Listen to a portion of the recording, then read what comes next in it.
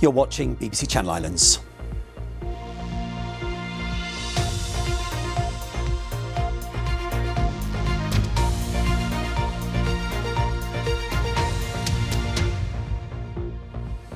Hello, good evening and a very warm welcome to Wednesday programme. Good to have your company. I'm Charlie McArdle. So first tonight, are these troubling times for tourism? A hotel chain has cut staff hours, saying fewer people are needed as there are too few visitors. The hand-picked hotel group, which has more than 20 hotels in the UK and the Channel Islands, made some Guernsey employees redundant last month. And it's announced this latest measure as another way of cutting costs. Julie Flanagan's been looking at the impact on staff and the industry as a whole. A new year with new challenges. The hand-picked hotel group has told staff at some of the Channel Islands' best-known hotels that their hours may be cut by up to 12.5% until the end of March due to a drop in demand. And employees are nervous. We're going through a nightmare. This change happened without any notice. People still have bills to pay, and as we know, living in Jersey isn't exactly cheap. We've just had to work really hard and endless hours over Christmas, and they do this. Some staff are talking about walking out because of it. But there's hope it's not a sign of longer-term trouble. Is it tougher this year than other years? I think it's a bit early to tell that. I think people are nervous generally in the UK after the budget. It's damaged confidence, and I think people in business everywhere are worried and are being cautious. The group announced redundancies in Guernsey before Christmas, which they blamed on low demand and the cost and difficulty of getting to the island. But within hospitality, there is still optimism. For us, in our own minds, this is a normal winter as such. And if anything, we've had an incredibly busy festive period, and we're looking forward to a good year. The chief executive of the hand-picked hotels group had spoken to staff before Christmas to explain the challenges the company's facing. In a follow-up email, they said, "We appreciate that this is a difficult time for everyone, and we will keep the situation under review. We intend to revert to normal hours and pay when circumstances allow." Cutting hours and pay is written into contracts, which leaves staff with fewer options.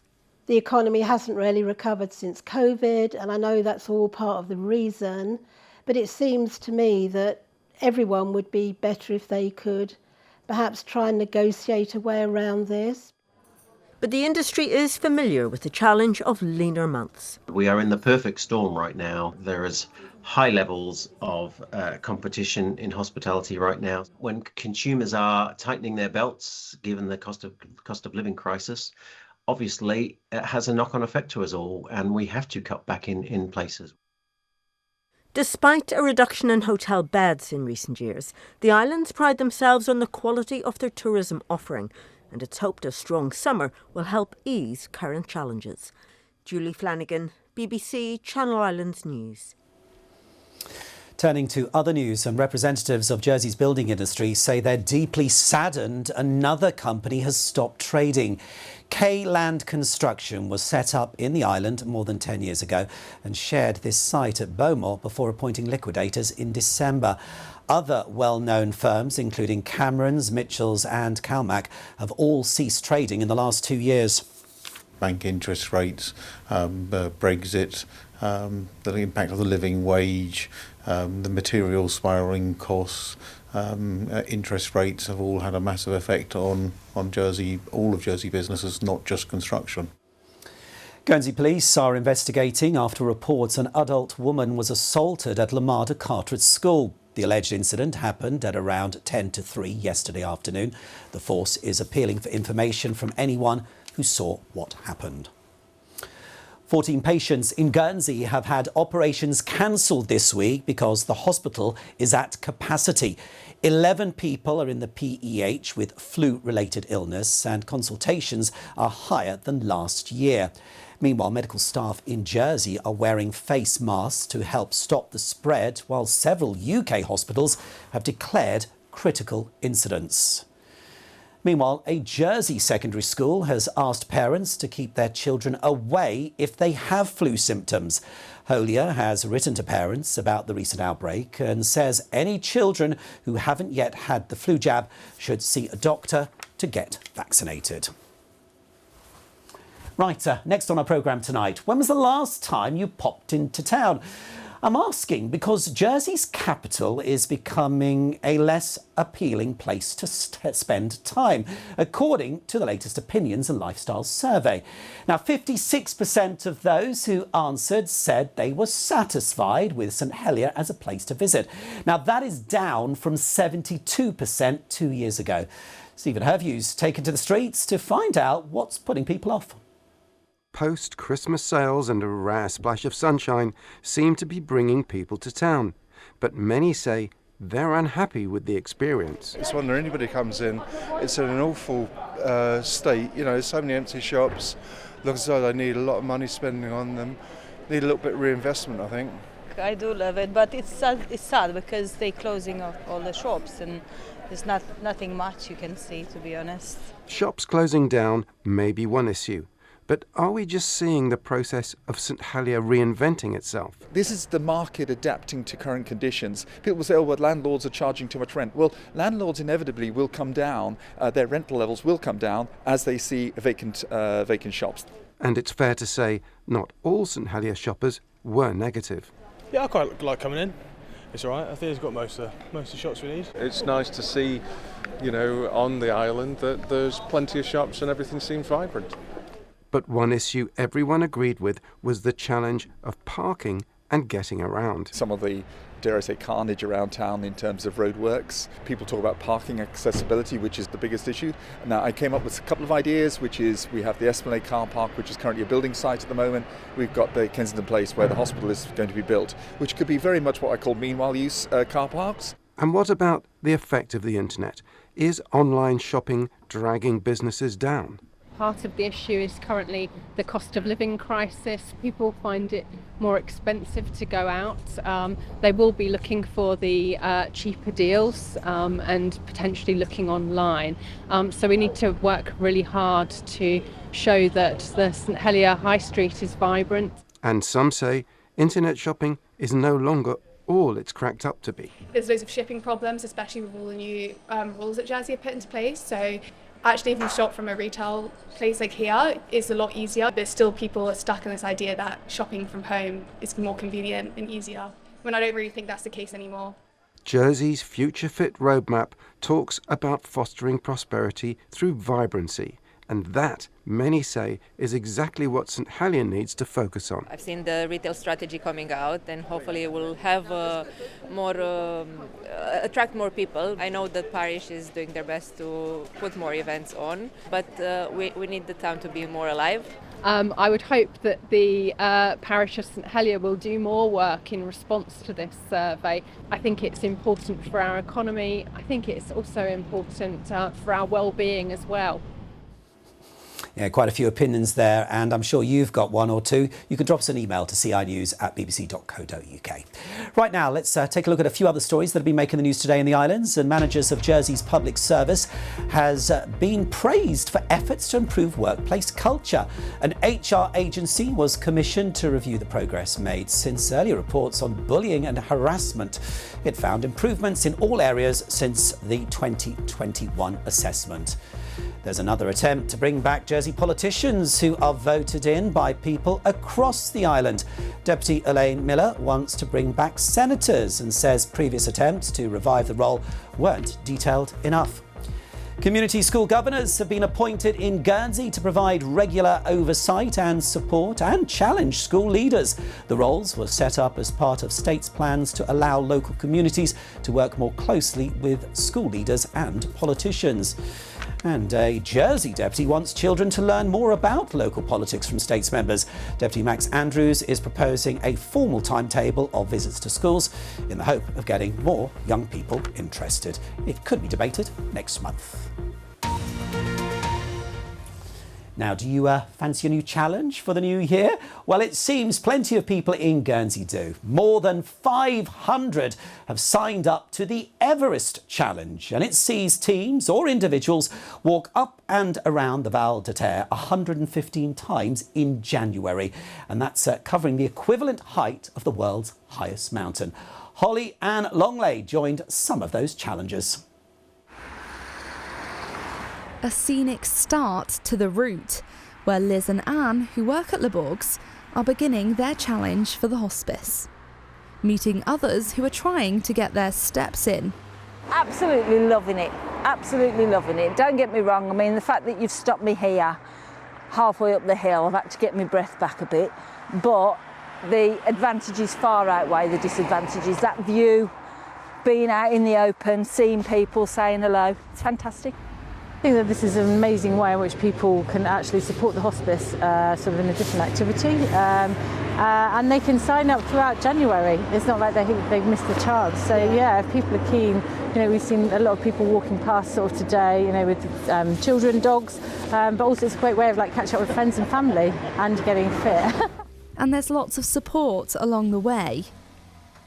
But for some, it's more than just one foot in front of the other. So we thought this was a good challenge to start the year off. My dad spent his final weeks in Le Bourg, so it's a charity close to our hearts, and tried to get us fit for the start of the year.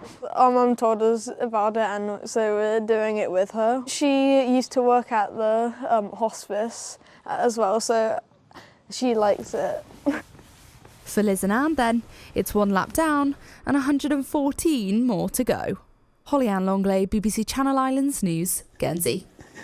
Yeah, the best of luck with the rest of that. 114 still to go. Great challenge, raising an awful lot of money for a very good cause indeed. Of course, David will be along with your weather forecast in just a moment. But first, we're on the lookout for our Weather Watchers star of the day. Who's going to be the first on our brand new set? Let's find out. Hit that button, Tracy. It is Jersey, and this is Grouville in Jersey a little earlier today. Really captures today's weather. You can see Gorey Castle through the mist in the background. Let's get the full details from David. David, I think that picture is very much today's weather, isn't it? It certainly is, Charlie. Yes, good evening. We've had some pretty awful weather today. It's been cold.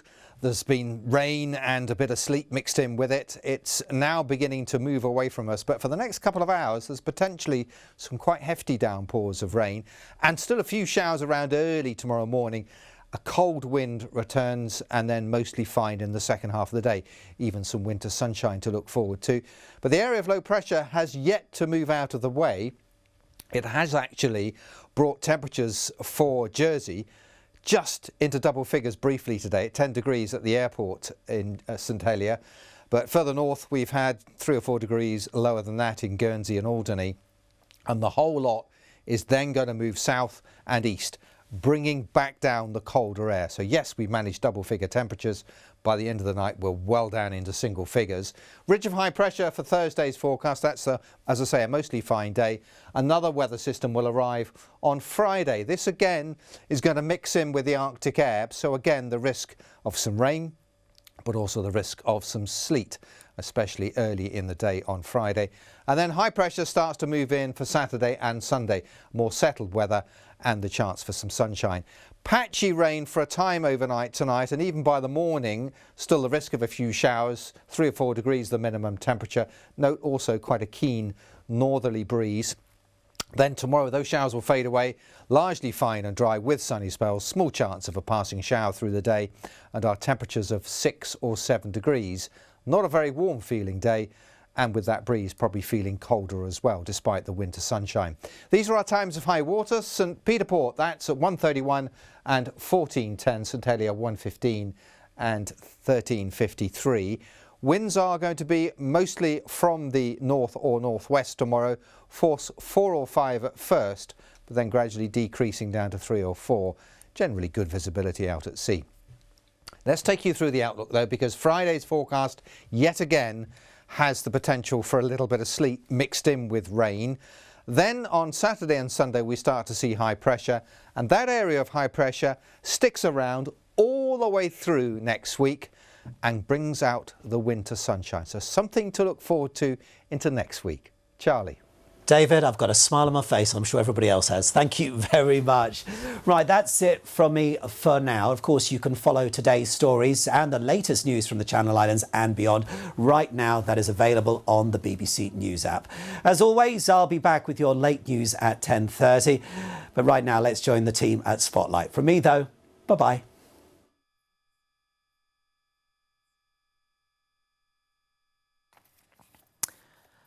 Well, thank you for joining us this evening. Still to come in tonight's Spotlight. As snow continues to fall, David will be here with a full forecast. We have an amber warning for heavy snow right up until 9 p.m. tonight, but another warning for tomorrow morning. I'll bring you the details later in the programme.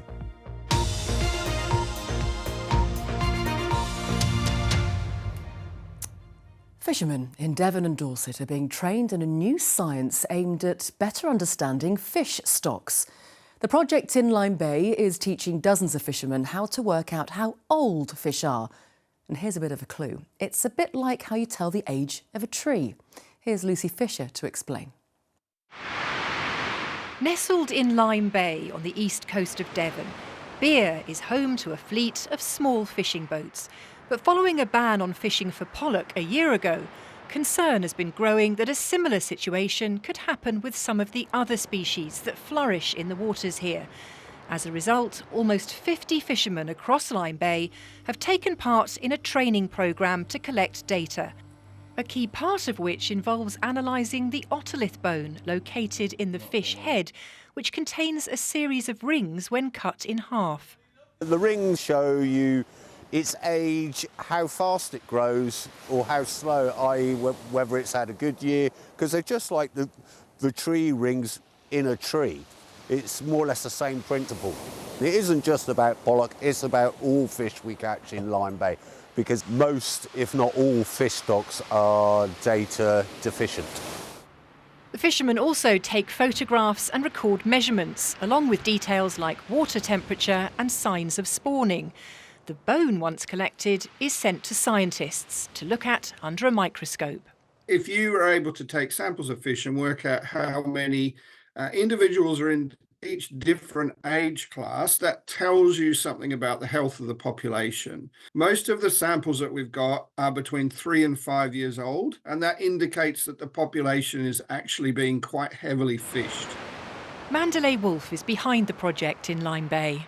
We actually have to train the fishermen first, so we have to show them how to collect data in a compliant manner that is acceptable and can be amalgamated in with the government's current data collection processes. Once they're trained fully, then we're looking for partners to start collecting that data and feeding that in. It's hoped similar schemes can now be rolled out in fishing communities around the region. Lucy Fisher, BBC Spotlight.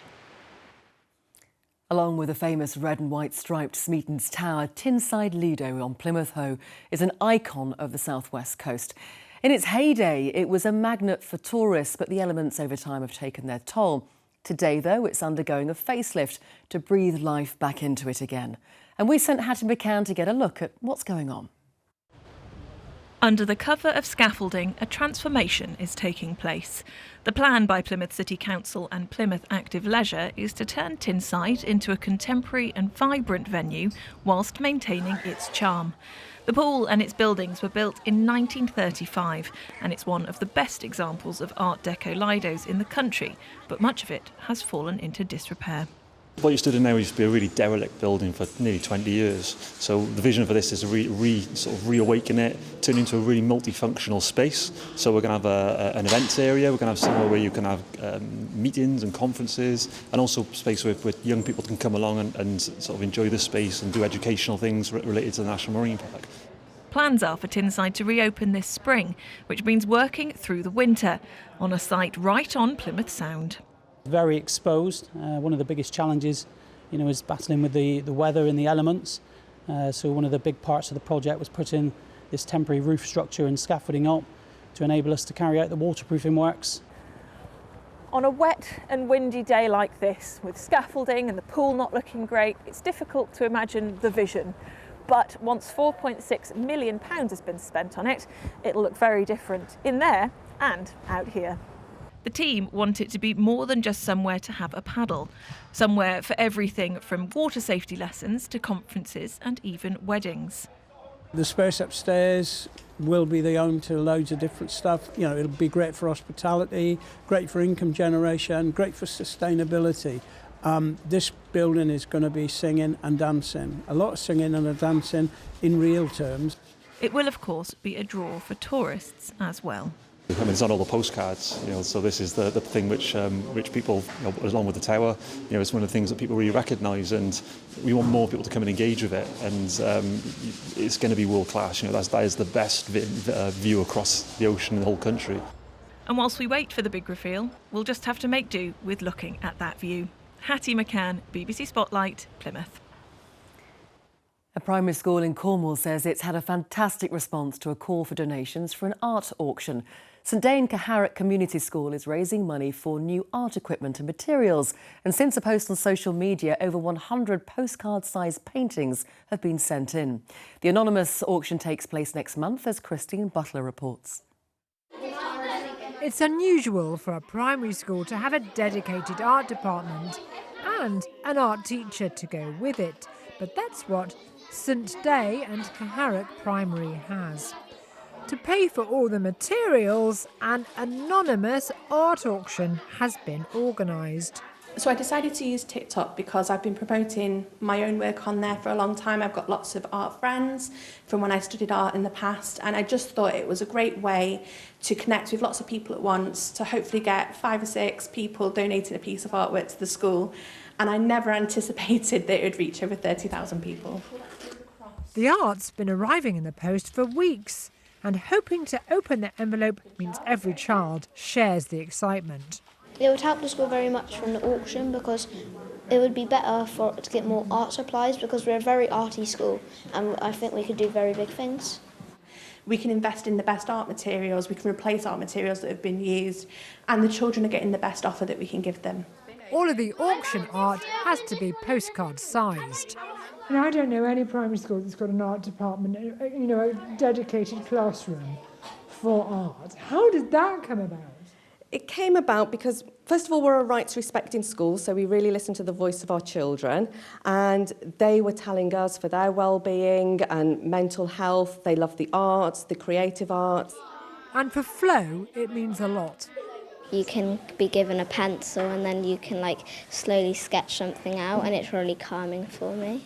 I think that it's a great opportunity for children to be involved in making the art projects that aren't only seen in our school but seen in public as well. And there's still plenty of time to send in your art, as the auction is being held in February. Christine Butler, BBC Spotlight, St Day. Yeah, brilliant idea. Now, just go back to our top story now, and the snowfall that's brought considerable disruption to parts of the region. We're actually just hearing at the moment that the A30 near Jamaica Inn on Bodmin Moor is at a standstill. Some vehicles have been trapped there for hours, and meanwhile the A38 and A380 around Ken Ford in Devon, there are huge tailbacks caused by snow. The road is being temporarily closed by police at times. That's just to allow the gritters to get through. One man who's been stuck there for more than 3 hours is Michael Ormsby. We left home at Newton St Sires at 2 o'clock, heading for Dartmouth. We drove for about just under an hour when the traffic came to a standstill. Very heavy snow, so we took the decision to turn around, got back onto the A380 heading north, and I think we've moved 100 yards in 3.5 hours. We're probably stuck for nearer 4 hours now. Misery on the roads there. We'll keep you updated, of course, on the BBC radio stations across Devon, Cornwall and Somerset. That special radio programme on now until 10 o'clock tonight.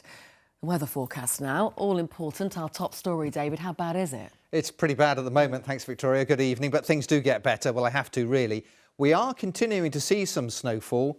We've had some beautiful scenes from some of our weather watchers, but that was this morning.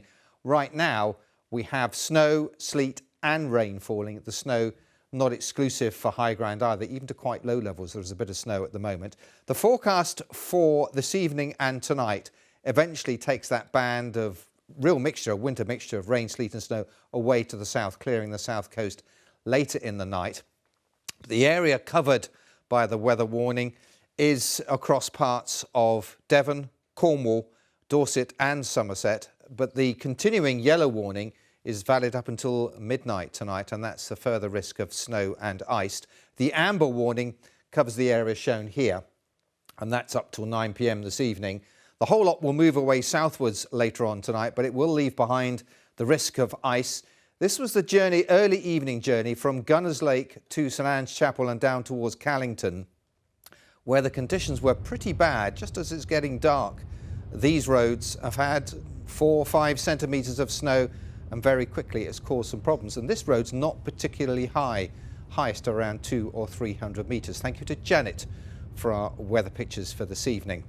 So let's look at the detail then. On the satellite picture, you can see how far north that area of cloud has travelled. It's an area of low pressure. It is now returning southwards and eastwards, and quite quickly later on tonight will move out of the way. That brings the Arctic air back across us. Now, for many of us today, temperatures have been struggling 2 or 3 degrees above freezing, with one exception. The Channel Islands, Jersey, managed briefly 10 degrees, the milder air only just making it into the south of the Channel Islands. And then quickly tonight, everything will freeze. It's a mostly fine day tomorrow with a few showers around, and then another weather system coming in on Friday.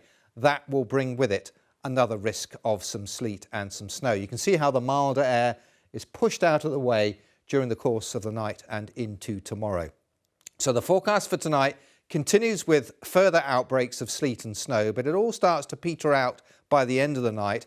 But then a second weather warning, a yellow weather warning, is for these showers coming into western parts of Cornwall.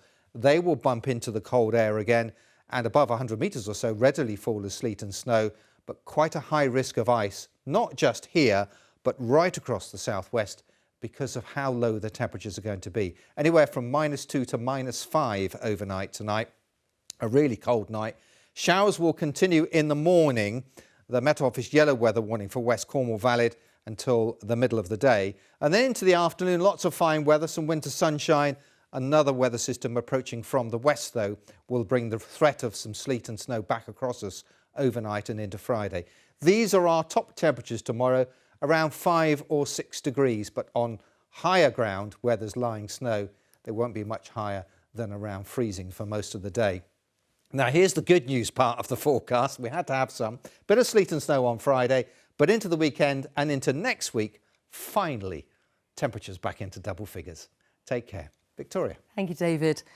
Our late team, Heidi Davey, will bring you the late news at 10:30 with any update on the roads and the travel situation. But thanks for joining us this evening.